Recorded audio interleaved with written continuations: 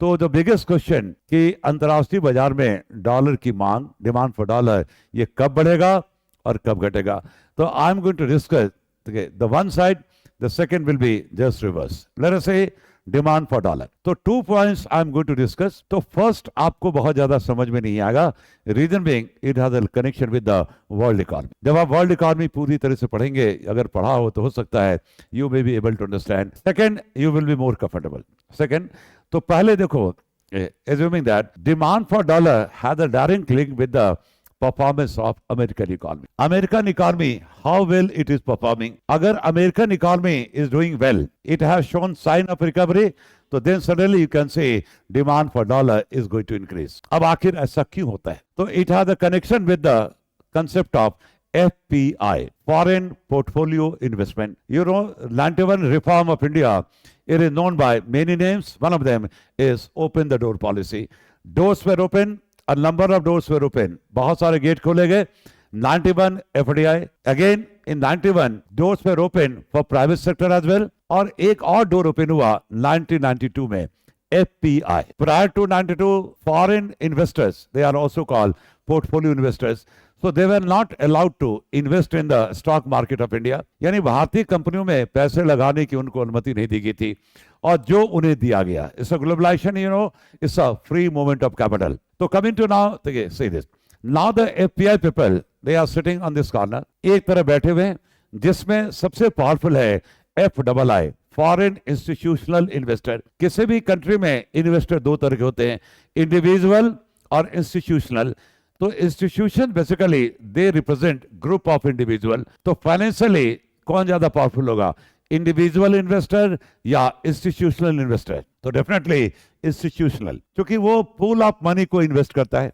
अब जैसे you purchase insurance policy, आप इंश्योरेंस खरीदते हो, प्रीमियम पे करते हो, इट इज योर इन्वेस्टमेंट, ये आपका इन्वेस्टमेंट है, and you are basically individual investor. लेकिन उस पैसे को इंश्योरेंस कंपनी आगे इन्वेस्ट करती है। तो insurance company they represent group of individuals, तो definitely the pool of money जो है बहुत बड़ा होता है। Similarly mutual fund, you buy units of mutual fund, you become individual, and what the mutual funds are doing, they are investing your money further.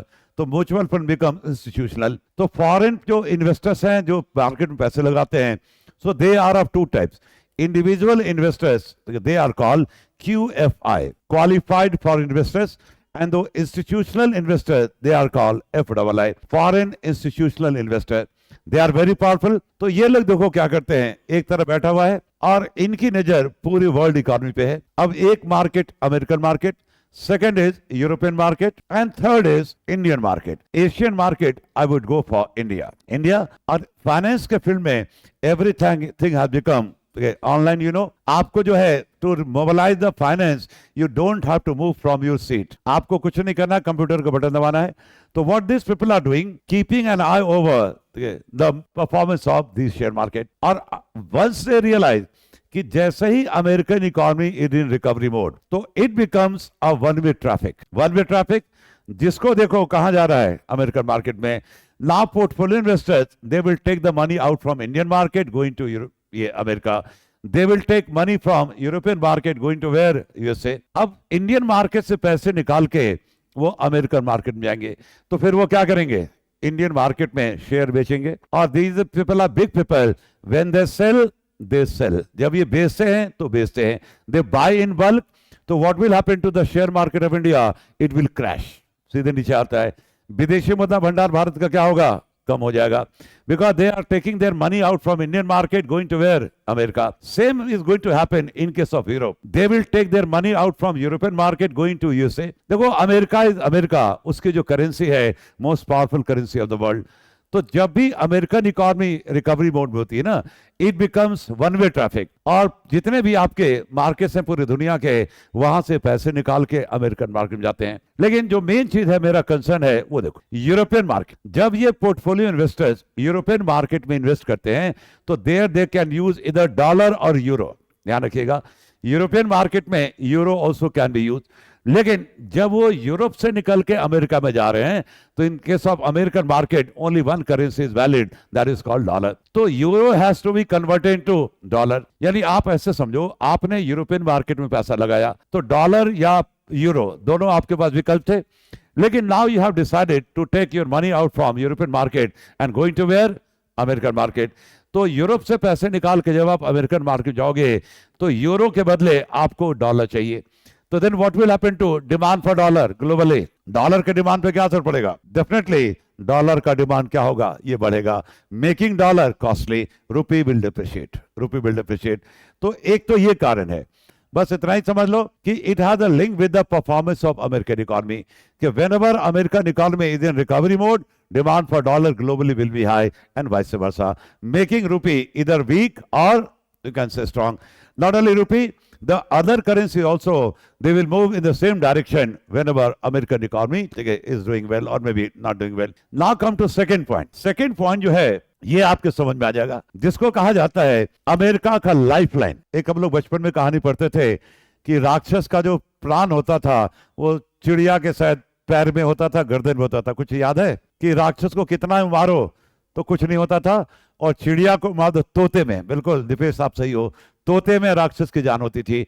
बिल्कुल same concept मैं आपको समझा रहा हूं। हम बात करें गल्फ के देशों की, ऊपर वाले ने उनको कुछ नहीं दिया, लेकिन जाते जाते एक ही चीज दे गया, क्रूड ऑयल। और ऐसा चीज दे गया कि जिसको बेच करके वो आज इतने अमीर बन चुके हैं। ड्यूरिंग 1945 या ऐसे कह लो जब इंडिया इंडिपेंडेंट हुआ, तो एक कंट्री आपने नाम सुना होगा, Qatar, one of the richest country of the world. Per capita income of India it is approximately $2,500, $2,500 है। दोज ऑफ कतर $71,000, $71,000 है। छोटा सा देश है, मुश्किल से 30 लाख पॉपुलेशन है, वहां पे 7.5 लाख तो भारतीय काम करते हैं, और वो इंडिया को कभी कभार आंख दिखाता है। खैर, अब कतर के लोगों का पर कैपिटा इनकम है $71,000 जस्ट इमेजिन। जब 1947 हम लोग आजाद हुए तो कतर के लोगों का जो मेन ऑक्यूपेशन था भेड़ बकरी चराते थे, ये समझ लो।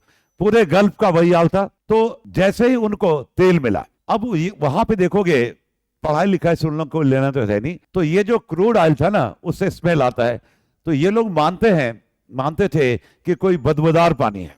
ये तो जब अमेरिकन वहां पहुंचे, यूरोपियन पहुंचे, देन दे रियलाइज कि जिसको बदबूदार पानी कह रहे हैं ये कुछ अलग ही चीज है, और ये इनके किस्मत बदल ले। तो क्रूड ऑयल की जब बात करें तो all the Gulf countries they have their own currency. Saudi riyal, UAE dirham, Kuwait dinar, ये पता ही होगा आपको। तो हर एक गल्फ कंट्री का अपना करेंसी है, लेकिन क्रूड ऑयल का जो प्राइस है वो इंटरनेशनल मार्केट में डॉलर में तय होता है, अमेरिकन डॉलर में। यही जो है डॉलर का लाइफलाइन है, क्योंकि जब ठीक है ऊपर वाले ने इनको ऑयल तो दे दिया, लेकिन जो एक्सप्लोरेशन का काम होगा शायद हजारों फीट या लाखों फीट नीचे होता है, इसके लिए टेक्नोलॉजी चाहिए, और ये उनके पास नहीं था।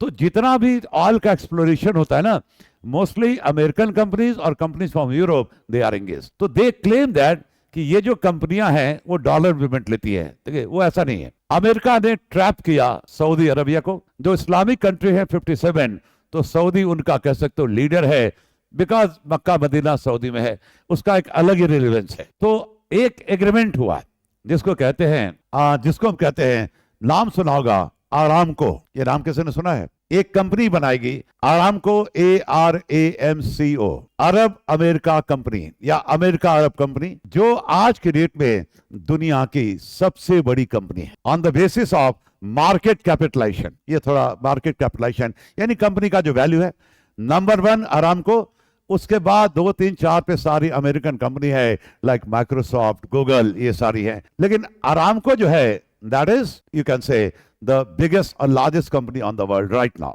और कई सालों से है। अब तय हुआ कि क्रूड ऑयल का जो प्राइस है it has to be peg with the dollar, यानी डॉलर के टर्म में तय होगा। यानी पेग किया गया, लिंक किया गया, यानी क्रूड ऑयल का जो प्राइस है ये डॉलर में फिक्स किया जाएगा। और यही कारण है, जो सबसे बड़ा कारण है कि अमेरिकन डॉलर आज भी मौजूद है। हम अपनी बात करें इंडिया के, even today we are importing around 80% of our domestic consumption, यानी जितना हमारा क्रूड ऑयल का रिक्वायरमेंट है 80% जो है हम इंपोर्ट करते हैं। और क्रूड ऑयल का जो इंपोर्ट है ये आप प्राइस घटने और बढ़ने से आप चेंज नहीं कर सकते हो। You have to import whether the prices are increasing और डिक्रीजिंग, ठीक है। तो मान के चलो कि इंडिया का जो क्रूड ऑयल का इंपोर्ट है इट इज 1 बैरल, इतना ही, एक ही बैरल है, to understand the things easily. और you people are oil companies of India, तो हमारा जो इंपोर्ट है क्रूड ऑयल का it is 1 barrel, 1 barrel only